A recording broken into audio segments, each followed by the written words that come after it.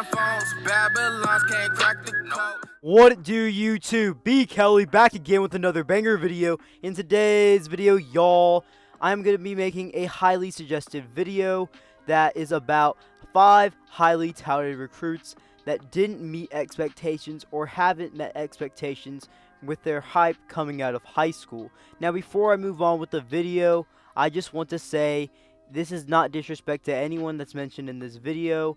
It's just what it is, and if they're still in college and playing, they still have a chance to show what they were about with their high school rating.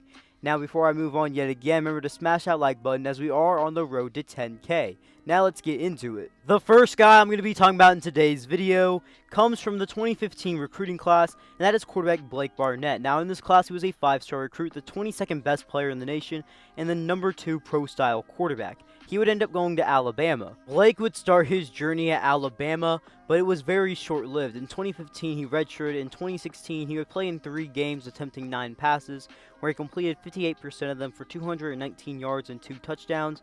But then, that was it. He would ultimately enter the portal, then transfer to Arizona State. At ASU, he was competing for the starting job, but he would not end up getting it, as in 2017, he played in 2 games, attempting 5 passes, completing 3 of them, while throwing 1 interception and 0 touchdowns. He would enter the portal yet again, where his next step in his college football career would be at South Florida. At South Florida, he was finally the starting quarterback, as in 2018, he would play in 11 games, where he completed 61% of his passes, threw for 2,705 yards, while throwing 12 touchdowns and 11 interceptions. He was expected to have an even bigger season in 2019 with his final year of eligibility and to make a name for himself on some NFL draft boards.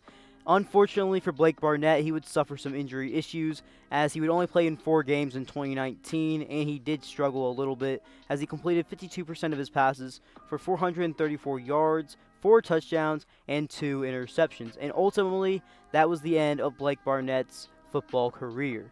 In his career, he completed 59% of his passes, threw for 3,398 yards, 18 touchdowns, and 14 interceptions. Up next, I'm going to be talking about Stephen Carr, running back from the 2017 recruiting class. Now, in the 2017 recruiting class, he was rated as the number 3 running back in that class, a 5-star recruit, and the 20th best player ranked nationally.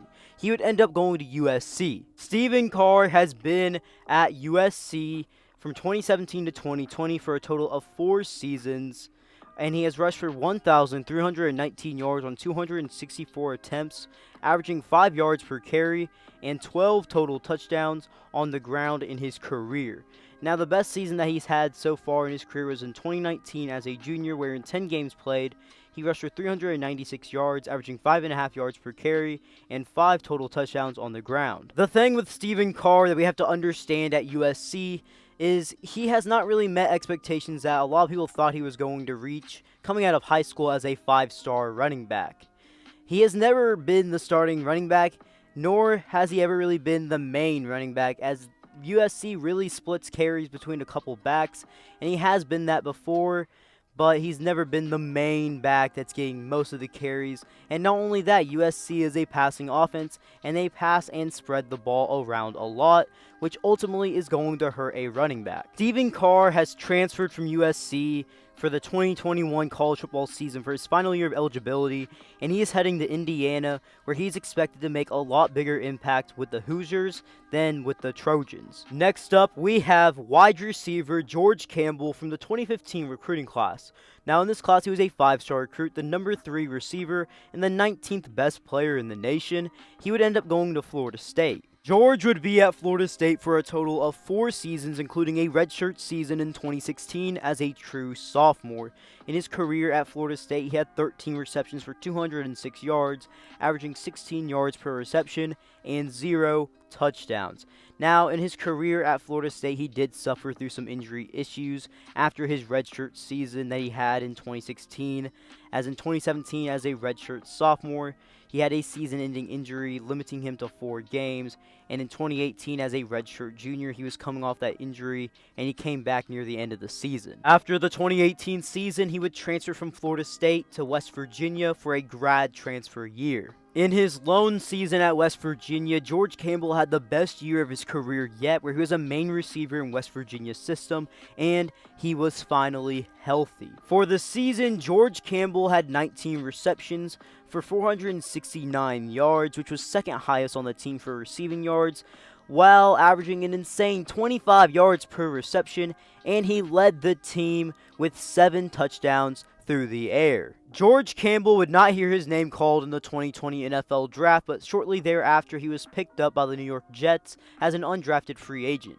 Unfortunately, he would not make it to the final roster as he was cut during the preseason, and of course, without preseason games in 2020, it really hurt someone like George.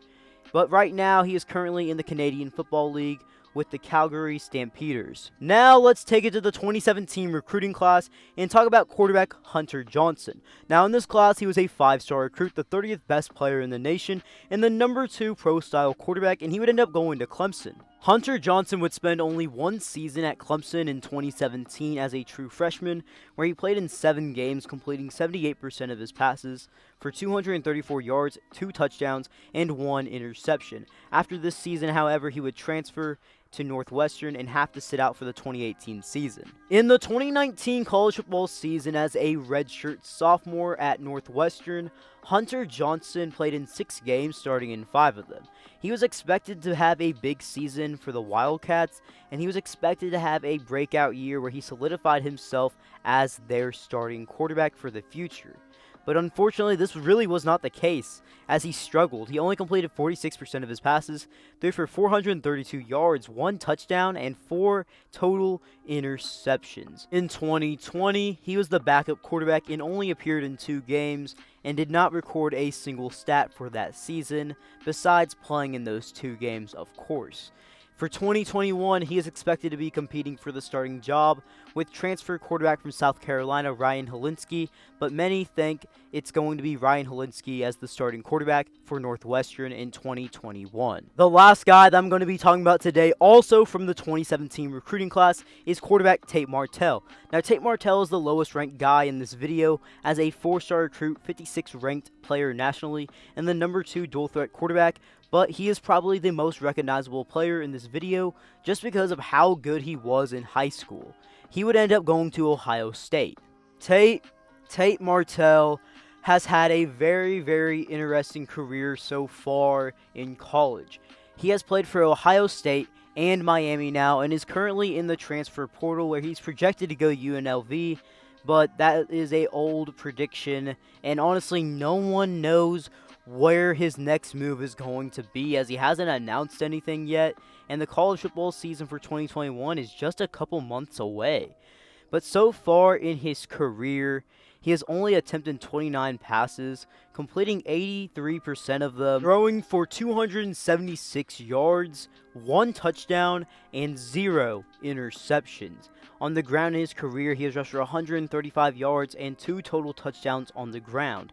Now, coming out of high school, Tate Martell had all this hype where it seemed like he was honestly the best quarterback in the nation despite his size, as all this guy did at Bishop Gorman was win. The guy was a winner, but so far we really have not seen much of him in his college football career, as he hasn't been anything more than just a backup. And at Miami, where he was expected to compete for a starting job, he was the 3rd string quarterback at Miami. As I said a little earlier, Tate Martell is currently in the transfer portal. Well, guys, if you guys have made it this far in the video, remember to smash that like button, turn on them post notifications, and subscribe for more videos. B. Kelly out.